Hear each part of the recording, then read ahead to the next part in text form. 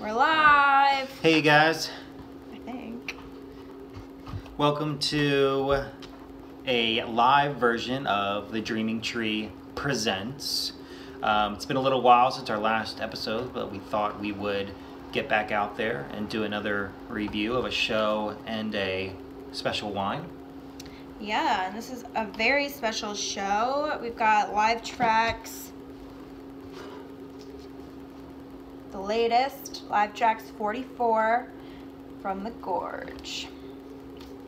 September 4th, 2016. And I don't even know how to say this. So, for our wine selection tonight, we have a champagne. I'm not sure how to pronounce it, but Veuve Clicquot, I think. I'm not really sure. French people, help us out. Anyone French out there? Or First from the time having real Champagne region. But anyway, here we go. So anyway, this is what, I think the deal with this bottle is it's a nice like kind of starter champagne. It's about the cheapest champagne you can get over here. So we're gonna give it a shot.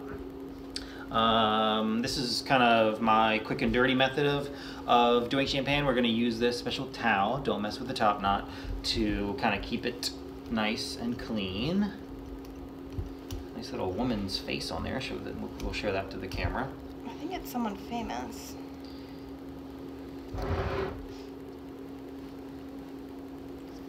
Anyway, but this is a great, I think it'll be a great champagne. You can get it around $40 to $50 at your local liquor store.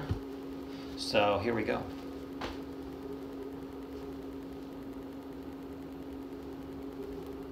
Yeah. And there it is. All right, so Veuve Clicquot. It is a, what year is it? Not sure. I feel like you don't really age champagne, so it shouldn't even be like that. Yeah, it's your basic brut. I'm not sure. They might have a rosé or something, but anyway, here we go. We don't have champagne flutes, unfortunately. So that could alter the taste and the texture, but we'll go with it.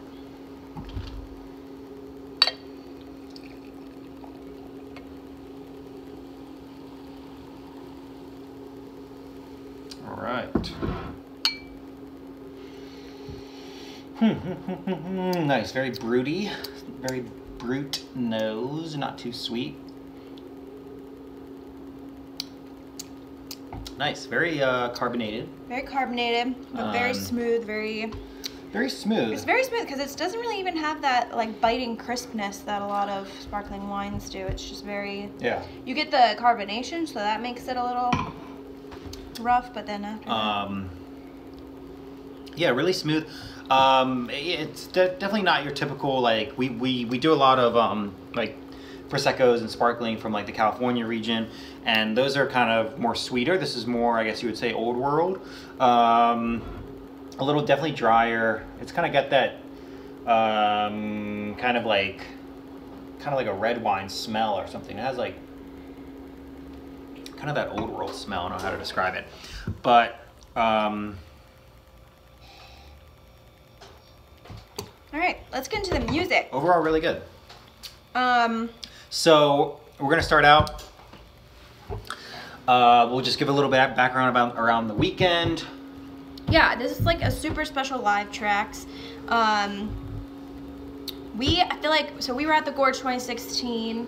This is a poster from night 3, September 4th, my birthday. I feel like when we were there, we almost knew that this night was going to become a live Trax. And when they announced that it was going to be, we just knew we had to review it. Yeah, overall great live Trax. However, on September 4th, 2017, I believe, Chuck Copperpot, anyway, he published his own fan media on YouTube. We'll link to that down below. I helped him film with that a little bit. But anyway, that's also a great version of this night out there as well. Free fan media. Yeah, really good video of that. So with this live Trax bundle, we got the Blu-ray video of the concert. it's a great video, really fun to watch, but also check out Chester Copperpot's version of it. You just get a lot more of the overall experience of what's happening at the Gorge, the setting of it, lots of like crowd shots, whereas we notice in this Blu-ray you just don't get, it's just very close up of the band, nothing much scenery wise. Yeah, it's just pretty much all close-ups. It's not a lot of good shots of the band as a whole, and we've noticed that with live tracks in general. The MSG one that came out, Live Tracks 40, was very similar. It's just like all like super close up, which is not bad. You just don't get a lot of perspective, which I, as a filmmaker, I always want to kind of, you know, give my audience the perspective of what they're seeing. I want to pan out. I want to let them see the whole entire thing. I mean, that's what it's about. As a viewer, that's what I love as well. So overall, you don't get that a lot with the live tracks, but yeah, but you know, great sound quality, worth buying if you're thinking about it. But yeah, we were there this weekend. Really great weekend. We just kind of decided to do it on a whim. Yeah. Anyone who's deciding to do it or not do it, definitely do it. You never know when it's going to be the last one. When they announced it was going to be a hiatus after 2016, we knew we had to do it. So, yeah, really great. We did the premiere camping, lots to do around there, lots of really great views. Went to... There's a vineyard right there as well, so we did a little tasting there. Got to support some local wine, which we are all about, obviously. You know, and right in that, what's it called?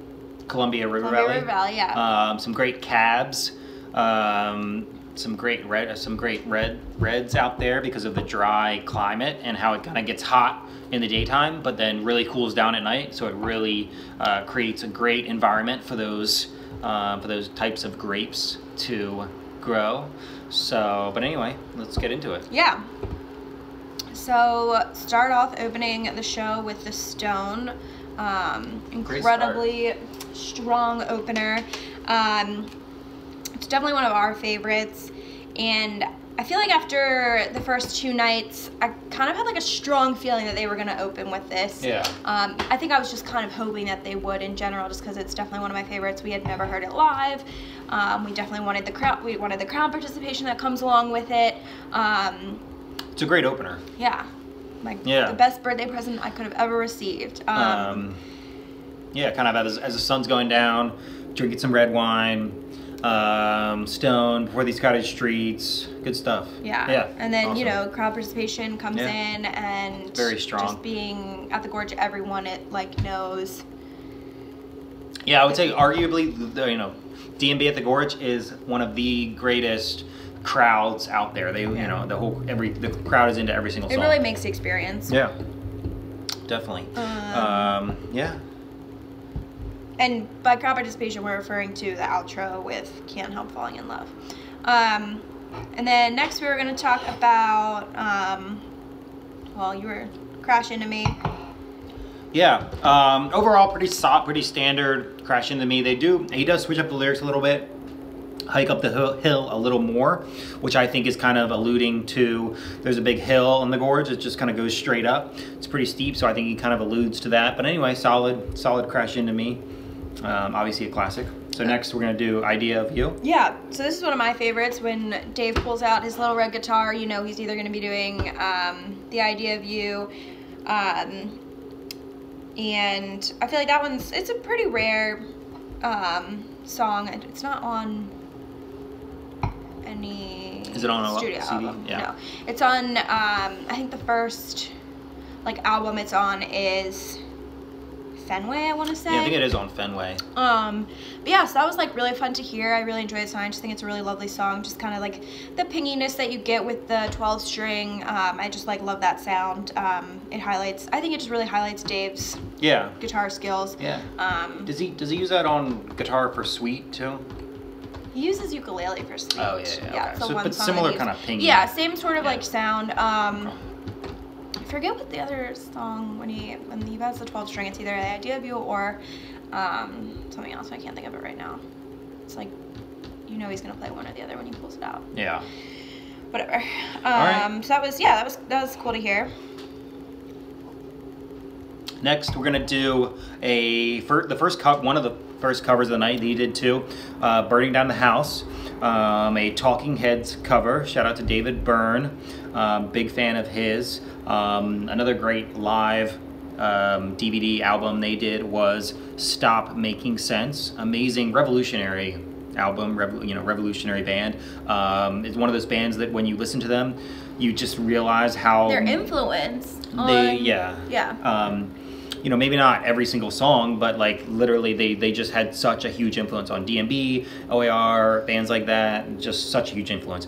Anyway, we're a big fan of David Byrne though. He also is an author as well. He wrote The Bicycle Diaries, which he's a big fan of. That's a really interesting read. It just kind of, he talks about how when he was touring with music, how he kind of observed different cities and how their transportation systems work, how bike friendly different cities are. He just kind of goes into comparisons.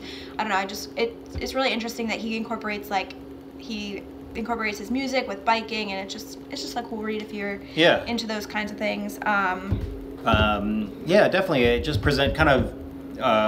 connects music with a lot of different other ideas around the community, and that's a lot of different things that we're passionate about. Yeah, we're also very passionate about public transportation and getting around a city using different methods. So obviously we're huge fans of his. So anyway, but with that in mind, take an alternative method to a concert this next time you go. I promise you it'll be a lot of fun. Anyway. But yeah, I mean, that was just when they started playing Burning Down the House, the whole crowd, it was just wild. It's got a cool little fill too. Yeah. Carter does a fun little fill, and then all of a sudden they go right into it, and all of a sudden the crowd just was singing along every single word. They just knew it was gonna happen. It's one of those songs, in the moment I had heard it before and it sounded really familiar. I knew the chorus of it to sing along, but didn't know what it was. I'd heard it before, but didn't. Mm-hmm. Just one of those classic songs that wedding songs that you hear. Yeah. But overall, like I said, Talking Heads is a big influence on DMB. He also does, during an outro of recently sometimes, he does a little bit of Take Me to the River, which is also on Stop Making Sense, the live album.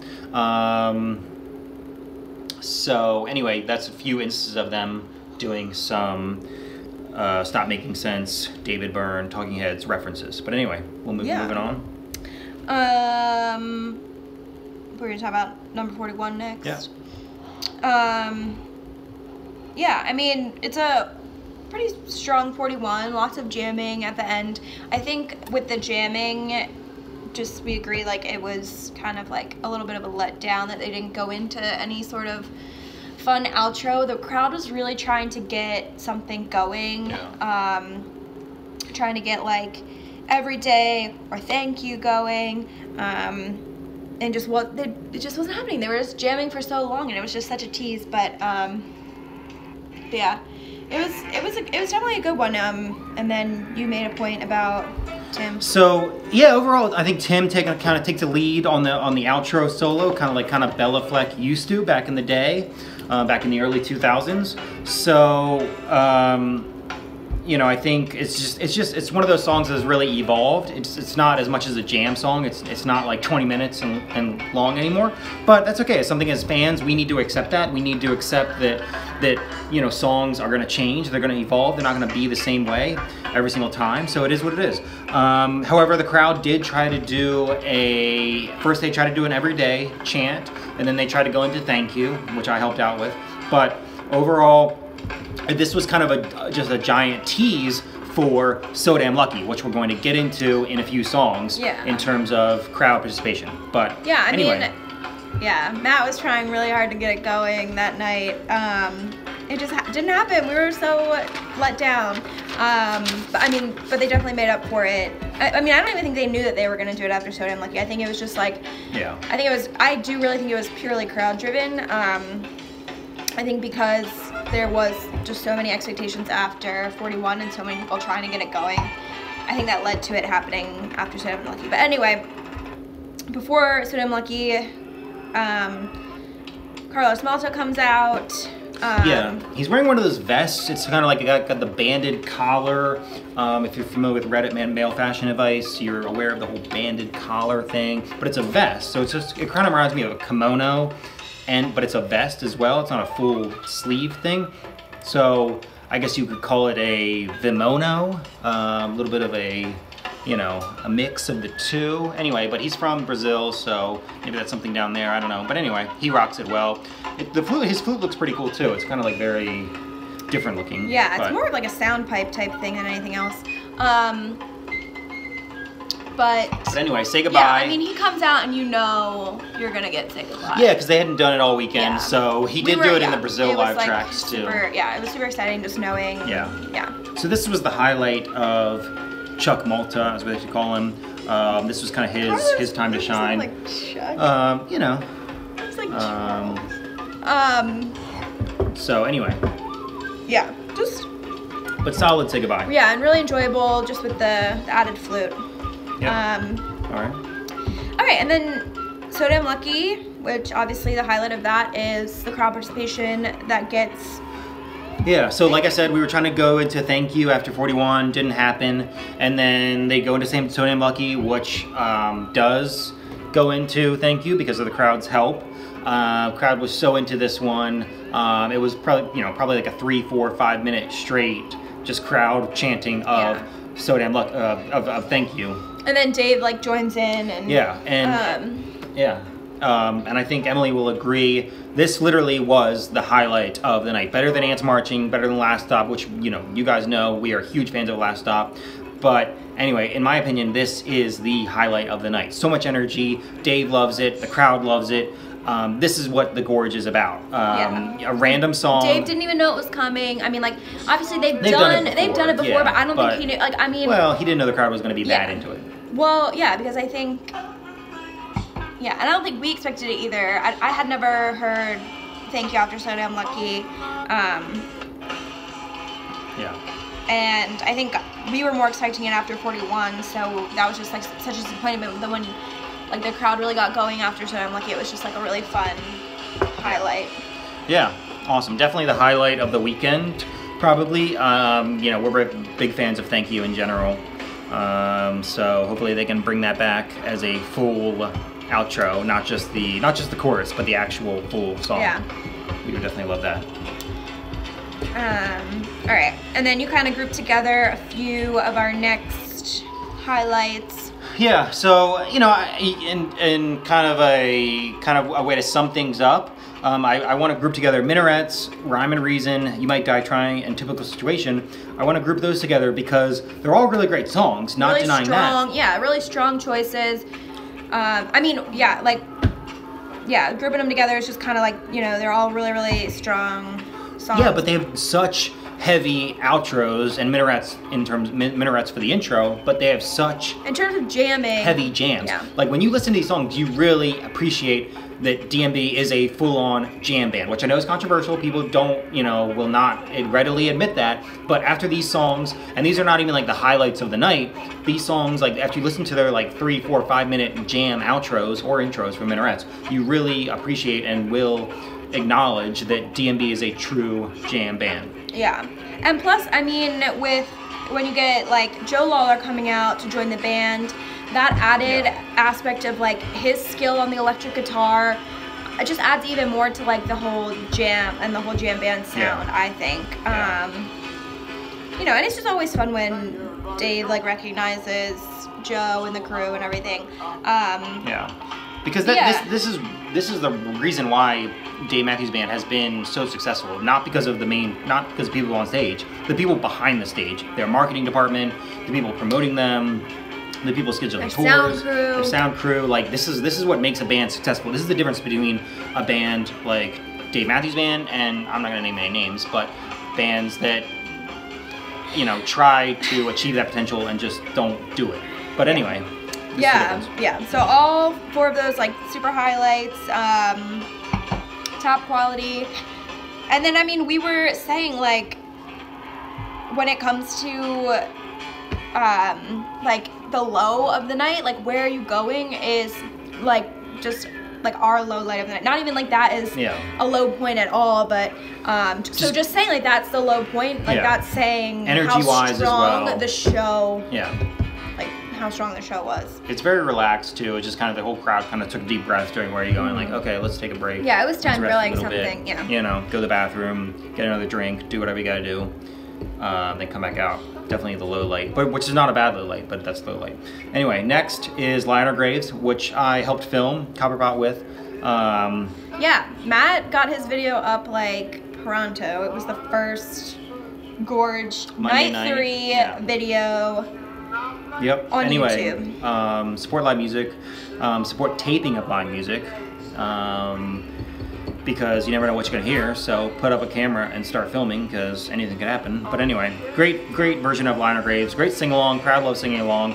Overall, great jam. Obviously, Boyd does his thing. Yeah, just solid all around. Yeah. Yep. Dave and Tim, their jam battle. And then Maker. Yeah. Yeah, so then we get another cover of the night, The Maker. I think I was expecting to hear The Maker this weekend just because they had been covering it throughout the tour. They'd played it the week before. Yeah, they did it in Berkeley with Bob Weir, Grateful Dead. So, but it's a pretty standard cover. But Dave, I feel like it's more famous for it's more famous for their David Tim version. Yeah, but it's a good. The first time I heard it's like live Radio City. Obviously, I don't know if it's which he's doing coming up in January with Trey Anastasio. So check him out. Should be a good concert. But yeah, I love this song. I think it's awesome. It's a great song. The lyrics are just so powerful. Yeah. And this is another like, just kind of like chill, relax, just enjoy kind of like enjoy everything that's going on. You have Carlos Malto back on. It's chill, but it hits you so deep. It's just like it's not. It's a really powerful cover. It's not light. Yeah. It's chill, but it's deep. And you get the full band, and it's just like I don't know. Yeah. It's just. It's slow but powerful. Yeah. Sort of like just a ballad. So ballad. Good word. Yep. All right, and then we'll kind of combine the two. We'll combine the two. Last Stop and Ants. Well, isn't it Last Stop? Into Ants. That's why they do the little thing. Yeah. Little. So, I mean. She actually didn't know Last Stop was happening. You actually called it. Remember? You were like, they were playing all these like discorded chords. Oh yeah. This like just like this dysfunctional stuff, and I was like, whoa, like what's going on? I thought it was gonna be like another version of Don't Drink the Water or something like that. But they already played that the other night, and she called it. Yeah, I mean, I was like, oh, like it's got to be Last Stop. I mean, there's nothing else that they could play like towards the end of the show. That's like this. Like rock and roll sound. Yeah, anyway, but the Last Stop Again, it's one of those songs where you literally knew it was going to happen. Not that you don't like that, like everyone loved it, but you knew it was going to, like, people had on their cars in car paint, hashtag The Last Stop. This is the last stop. It's Last Stop on the tour, Last Stop before hiatus. So, awesome version. He does the normal kind of outro, like coming from the cold for a little while, like does the normal stuff. But anyway, great version of it. Kind of goes into Ants as well. Yeah, and like such a great Ants. Yeah, this is definitely an Ants for the ages. I think 2016 was kind of the year where Ants really came out of its shell. Yeah, I feel like it had gotten stale, I guess is a good word for it. Just kind of like, just not in a bad way, but like just like in their classic like radio hits like Crash Into Me and Ants and that kind of thing. I think they just kind of get stale after a while. The band gets like a little tired of playing them, so they just kind of start sounding the same. Nothing's really special. But then like this show, I mean. Yeah, but also too, you know what this Ants really reminds me of? It reminds me of the live Trax 37 or something, the Charlottesville one.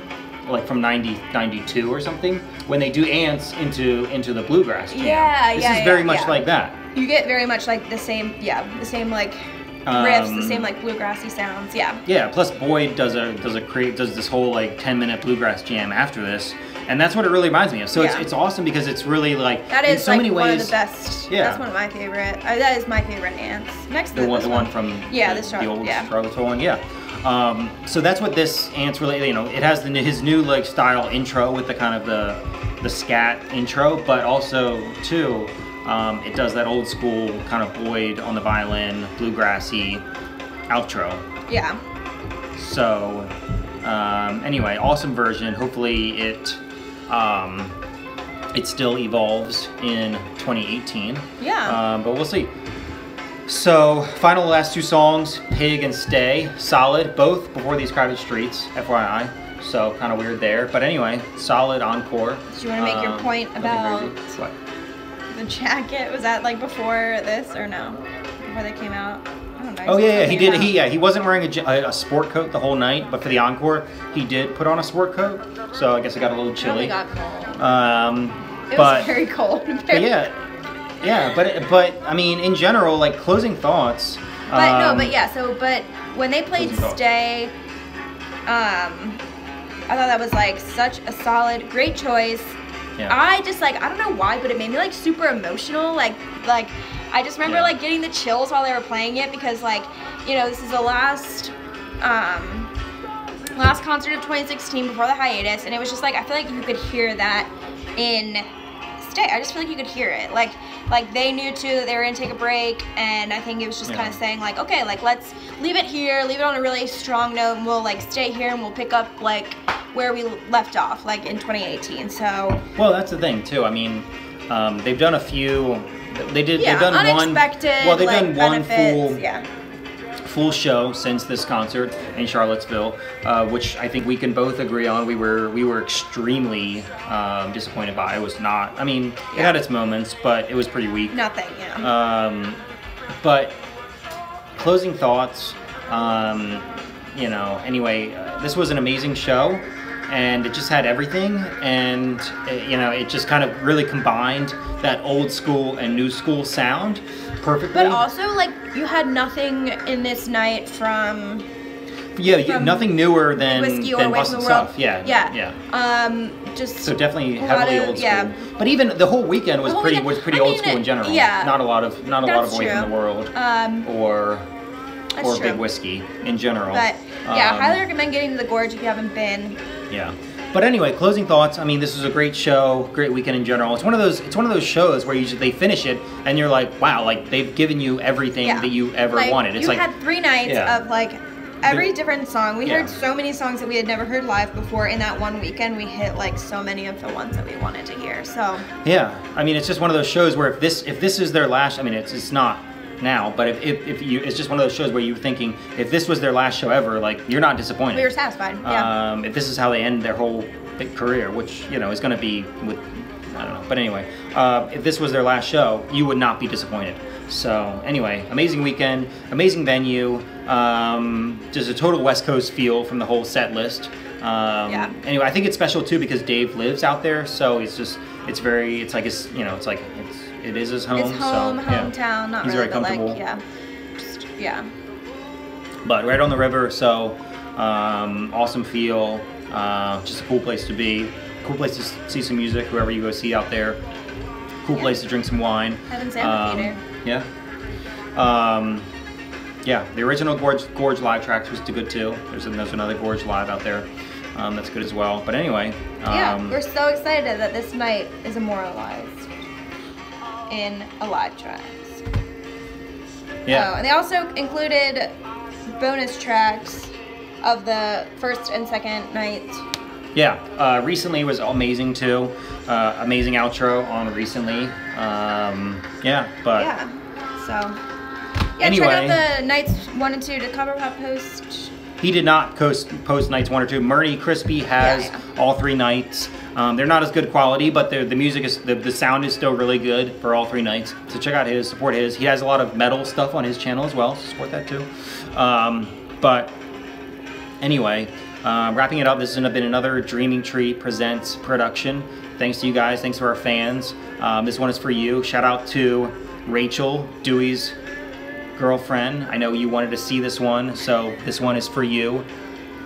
Keep doing what you're doing. Anyway, support live music, support great wine, support wine from France, especially, but also U.S. wines, as we like to, because they're cheaper. But anyway, support great music, support great wine, and we're out.